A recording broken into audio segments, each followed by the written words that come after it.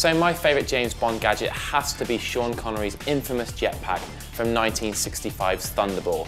Now, while many Bond gadgets were out of the realms of possibility, this was an actual real jetpack used by the US Army. The only problem was you could only use it once and it burned your legs to smithereens. Not that useful. I'm going to have to disagree with Chris and bring us to the new age Bond and Pierce Brosnan in Die Another Day in 2002, and the greatest gadget would have to be the invisible car.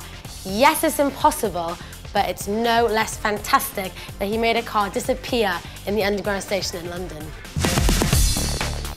Now I'm sorry Ree, but I have to disagree there, and I'm going to stick with Sean Connery and Thunderball again for the rebreather, the little pen-sized gadget that allowed you to breathe underwater for 4 minutes. Now, whereas the jetpack could exist in the real world, the rebreather, I don't think so, due to a little thing called the laws of physics. I'm going to be sticking with the new age Bond, still with Pierce Brosnan and still in Die Another Day, and the next gadget would have to be the virtual reality training specs. You put them on and you can have a punch up with someone right there. Imagine that in your front room, being able to train to be a ninja. Fantastic, greatest Bond gadget. So, sticking with Pierce Brosnan, my favourite of all the Bonds is the laser watch from 1995's GoldenEye. Fans of the old N64 game will be particularly familiar with this one. My next gadget, I'm going to go back to 1977 and to Roger Moore in The Spy Who Loved Me and the great underwater car. What better way to escape a firing helicopter than just drive your car underwater? Amazing.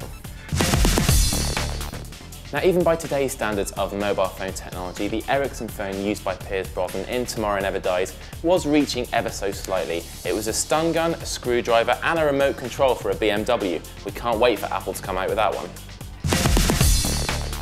Sticking with who seems to be the gadget-loving Bond, Pierce Brosnan, and this time we see him in Die Another Day 2002 with a pair of X-ray glasses. Now hopefully these won't become a reality because it could be quite embarrassing for a few of us, but for Bond it's another great gadget.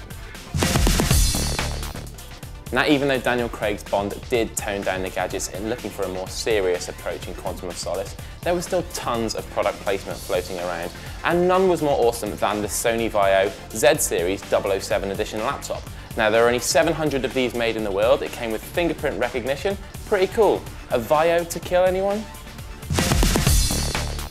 For my final Bond gadget, I'm going to bring us bang up to date to Quantum of Solace, and where we see Daniel Craig using a Sony Ericsson C902. Now this phone is available to you and I, even though we might not get the titanium one that Daniel Craig got to use in the film, but you can get your hands on one and become your very own Bond.